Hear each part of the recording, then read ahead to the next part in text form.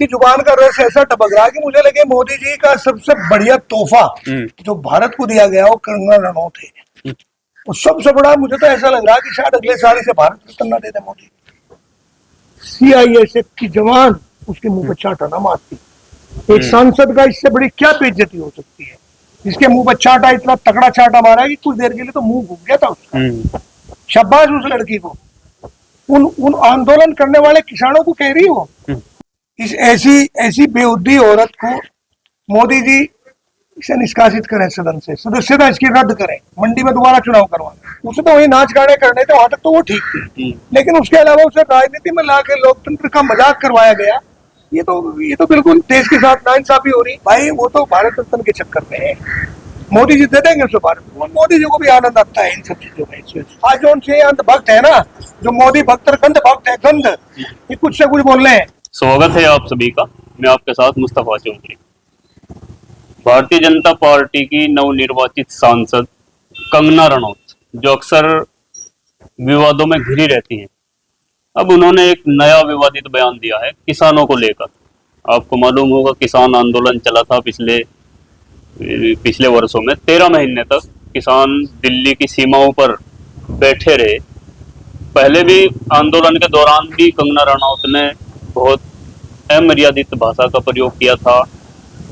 चंडीगढ़ में के जवान ने उनको थप्पड़ भी मारा था किसी बयान को लेकर। काफी सुर्खियों में वो बयान उनका रहा था। अब नया बयान कंगना रनौत ने दिया है कि जो 13 महीने तक किसान दिल्ली के बॉर्डर पर बैठे थे, वो चाइना और अमेरिका की फंडिंग से बैठे हुए थे और वहां पर बलात्कार और हत्याएं हुई थी। और जो 3 कानून थे वो बहुत हितैषी कानून थे, उनको वापस कराया और अब तक वो किसान वहां पर बैठे हुए हैं।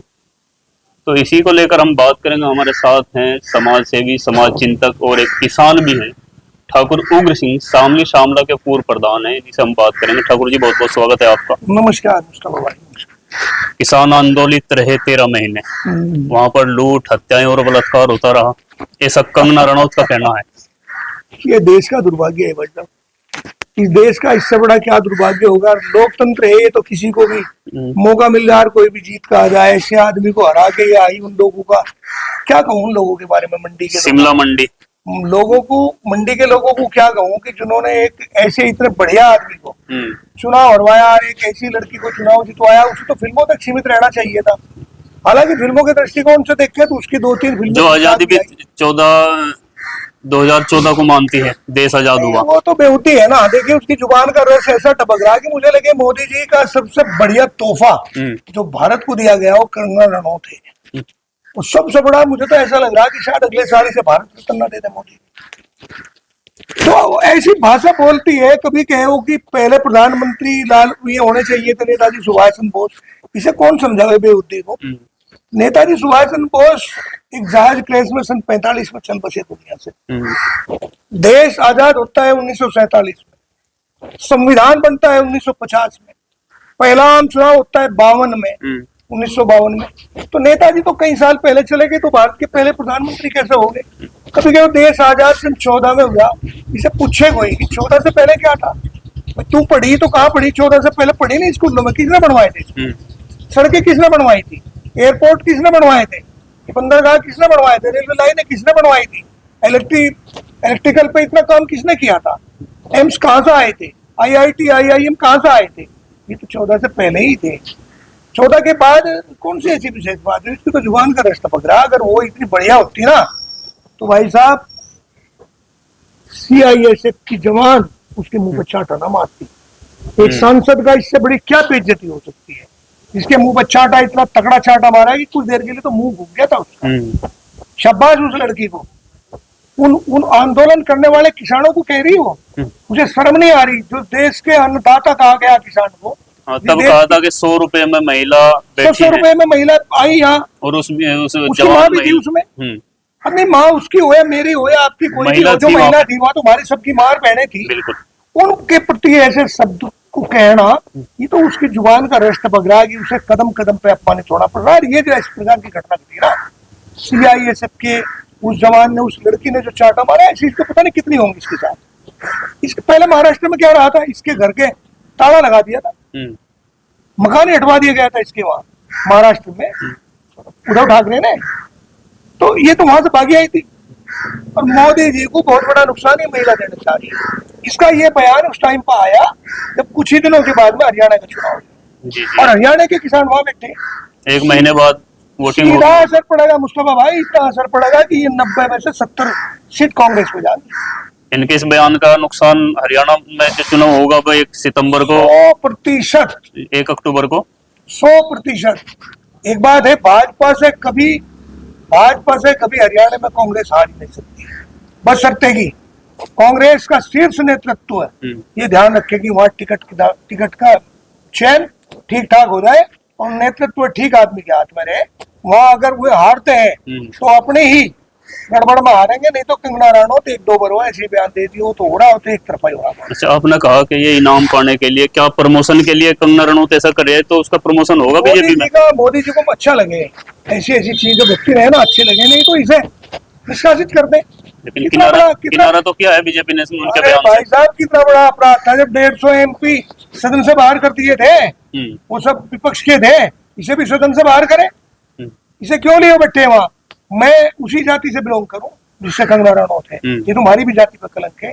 जो महिला भारतीय संस्कृति कह रही है कि मैं संस्कृति से जुड़ी हुई हूँ, फिर ये दारू क्यों पीती है, क्यों ये मांस खाती है? ये तो एक दिन इसी का स्टेटमेंट था कि मैं गाय का मांस भी खाया मैंने। तो ये कौन सी हिंदू है, कौन सी राजपूत है, क्या है ये? इस ऐसी बेहुदी औरत को मोदी जी इसे निष्कासित करें सदन से, सदस्यता इसकी रद्द करें, मंडी में दोबारा चुनाव करवाएं।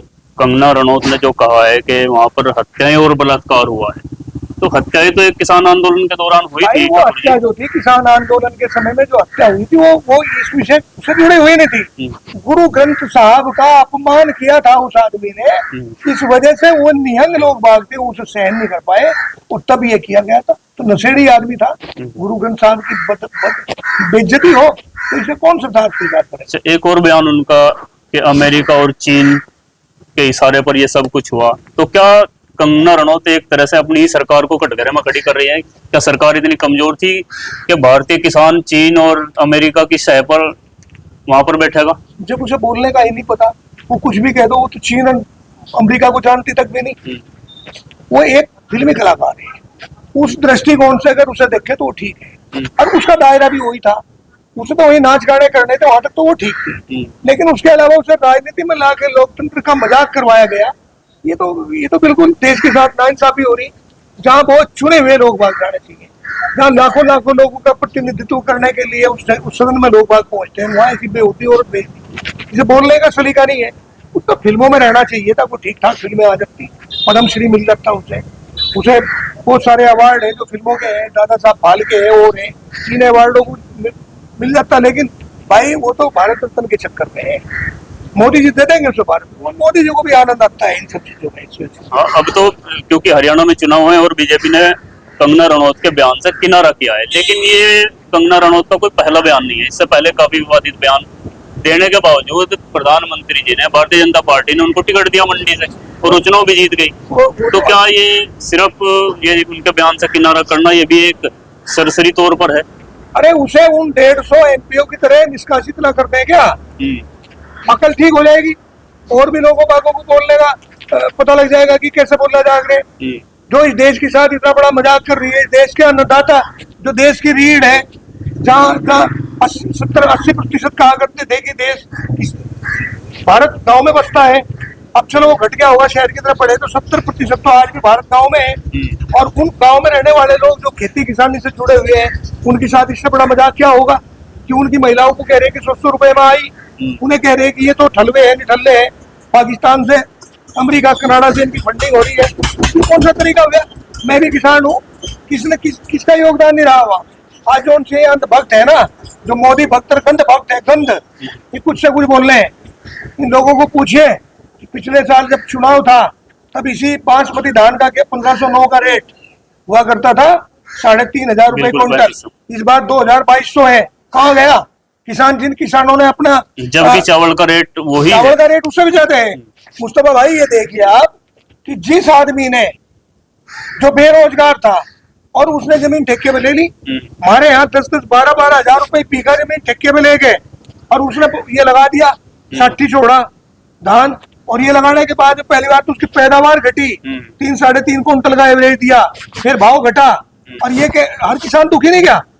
और ये मैं आपको एक और बताऊं, ये तो उन किसानों की मेहरबानी है, उनका एहसान है, इन लोगों पे जो जमना के आसपास की बेल्ट है, सहारनपुर हो, शामली हो, चाहे बागपत हो, चाहे मुजफ्फरनगर हो, कि हमें करनाल की, हरियाणा की, तरावड़ी की, कुरुक्षेत्र की, ये सोनीपत की मंडी के भाव मिल रहे। नहीं तुम्हारे से थोड़ा आगे जाके आप देखिए बरेली, पीलीभीत, आप बदायूं, शाहजहांपुर, उन लोगों को देखिए, उनके 1000-1000, 1200-1200 रुपए क्विंटल में धान जा रहा। और तरीका है ये, उन किसानों को अपमानित किया जा रहा, उन्हें कह रहे कि ये तो झल्ले हैं, हलवे हैं, फंडिंग हो रही, इन्हें चीन ने बिठा दिया, इन्हें अमेरिका ने बिठा दिया। भाई तो फिर आपकी सिक्योरिटी क्या कर रही है, आपके एनएसए क्या कर रहे हैं, आपकी जो गुप्तचर विभाग है वो क्या कर रहा।